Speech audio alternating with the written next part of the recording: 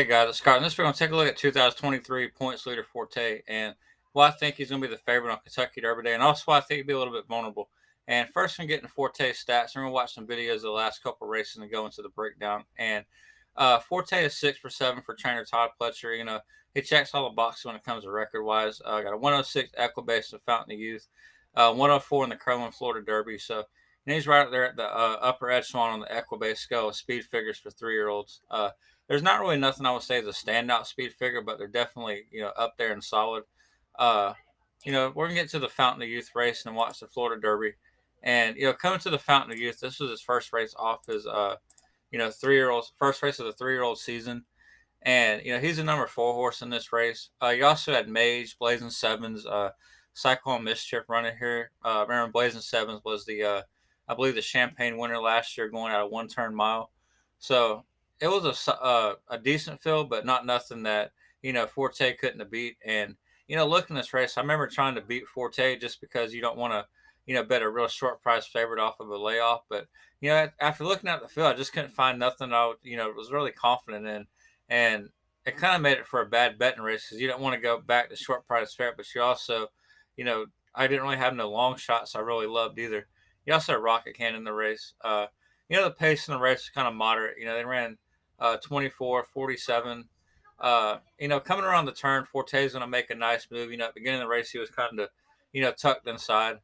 And, coming out of the turn, he's going to, swoop a little bit wide and then, make that move. And he's going to look like much the best horse in this race. And reading some of the comments, like Irad and Todd Pletcher, they both said that this horse was, ready to go for this race. So, I imagine they were just trying to hurry up and get their, Derby points and then, go from there. As you can't make it to the Derby unless you got the points to play with.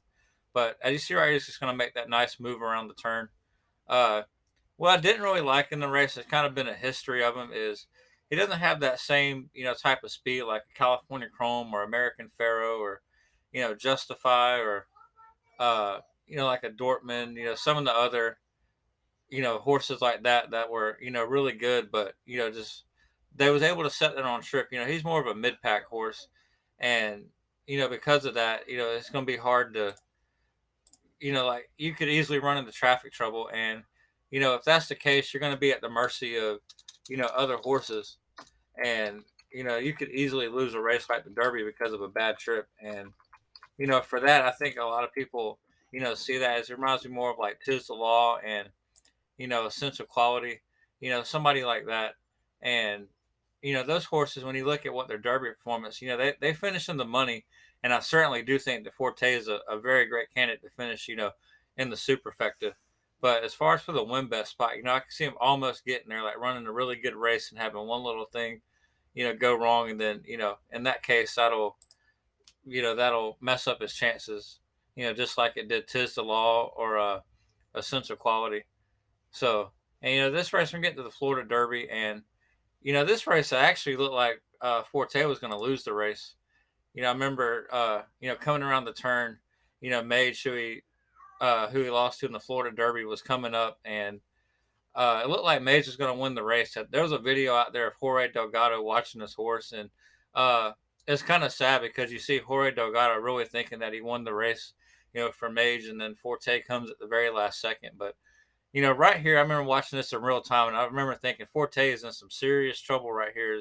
He got around the turn. It just didn't look like for a second he was really, making up any ground. It's like it took him just a minute to start really, you know, spinning his gears and getting going. And then, right here, I was like, well, if he ain't careful, he's going to end up getting third. But, at the very end right here, it really starts motoring home. Once he gets really going down the straightaway and puts away Mage, and then Cyclone Mischief got third. So that was a very good performance right there. Could have been a little bit better. Speed figure wise came back slow, but you have to wonder because this horse's ultimate goal is to win the Kentucky Derby. It's not really to win the Florida Derby. I mean, you get it as you come along, but this horse is not going to jeopardize, or the trainer's not going to jeopardize the Kentucky Derby, for the Florida Derby. So I wonder if maybe you might get more of the Fountain of Youth Forte for the Derby, which will certainly make him a, really good contender in this race. One you can't leave off your tickets.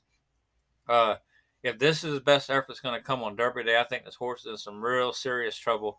How I want to play him is, you have to respect the horse, but I'm going to try to beat the favorite. The favorites have a history the last few years, based on that disqualification of 2019 of not winning. Then you have the angle of the Breeders' Cup Juvenile, going against you. And I think you got some other horses that are starting to narrow that talent gap a little bit that you could get good odds on. So that being said, I'm personally going to play against Forte, but when I do my trifectas and superfectas, he's definitely going to be in there. But if you're playing him, good luck to everybody, and thanks for watching, guys.